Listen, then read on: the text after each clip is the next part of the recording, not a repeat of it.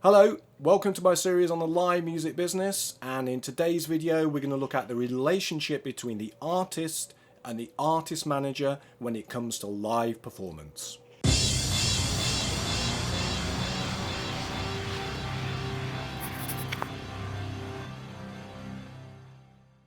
Hello and welcome to my series on the live music business, and in this video I'm going to look at the relationship between the artist and the artist manager when it comes to live performance. The screen shows an overlay of this series, and it is a series, so if you are watching, you should watch them in order. It will make more sense for you. And the screen now shows the relationship between various players in the live music business, and today, as I said, we're looking at the artist manager and the artist. And in the early days it will be the artist looking after herself. She'll be going out, she'll be booking shows and gigs in bars or whatever, depending on the genre she's involved with. It might not be applicable to her, it might be a genre that just doesn't work live, but let's assuming that she'll work, she'll get gigs and tours until at some point, hopefully, someone will become interested in her career as a manager, and the manager will then take over some of the duties involved with running a successful artist career. Now this series doesn't go into the artist management, what an artist manager does. If you want more information, I suggest you read this fantastic book by Donald Passman, Everything You Need to Know About the Music Business. But talking about the live music business, the artist manager may take responsibility for going out and trying to get the artists bigger and better shows, or may be tasked with trying to find a suitable booking agent for the artist.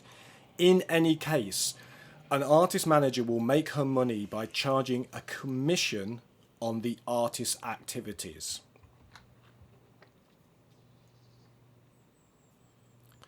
The manager will charge commission on all areas, including live, as the screen shows.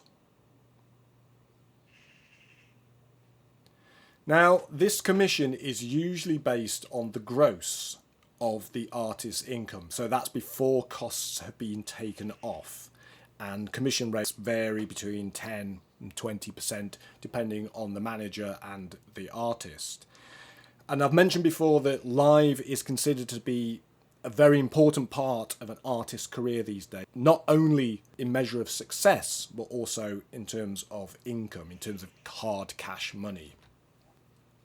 The screen shows a grab from some research by a guy called Mark Mulligan at Media Research, and I'll put some links in the description for you. And he's analysed artist careers, and he's come up with the fact that he thinks that 57% of an artist's revenue is now from live performance. And whether that's true or whether it's not, and it's definitely true at the higher end of your legacy artists, your watersheds, remember, maybe not at your bum gravy end. But even so, it's a tremendous amount of money, and so an artist may or may not be giving away a substantial amount of her income if the manager is allowed to commission 10% on the gross of the fees. And I shall explain this now. Managers usually commission on the gross.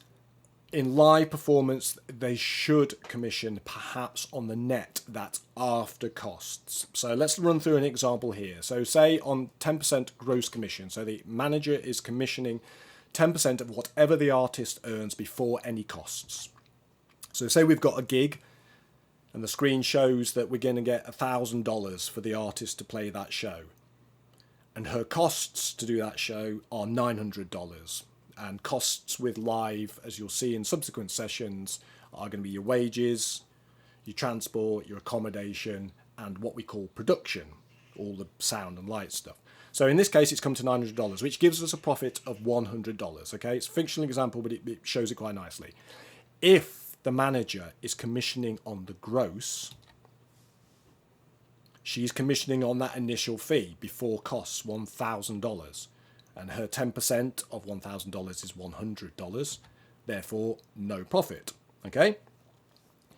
So what a manager should do, and an artist should insist on this when signing a management contract or entering into an agreement with a manager, is that for live performance, it's a net commission. And the screen shows the same example. Our performance fee is 1,000. Our costs, wages, transport, accommodation and production is going to be 900, leaving a profit of 100 as before. And in this case, the manager is going to take a net commission. So instead of it being on the $1,000 gross, it's on whatever's left after costs, our profit of $100, which gives her a princely $10, but means the artist has $90 in profit. And, you know, you add a couple of zeros to those figures and you can see why this is so important, that an artist should insist that their managers commission on the net of live performance income.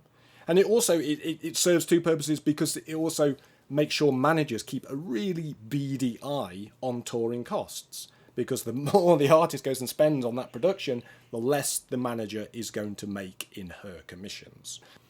So, as always, if you like what you see, please like and subscribe. Thanks for watching.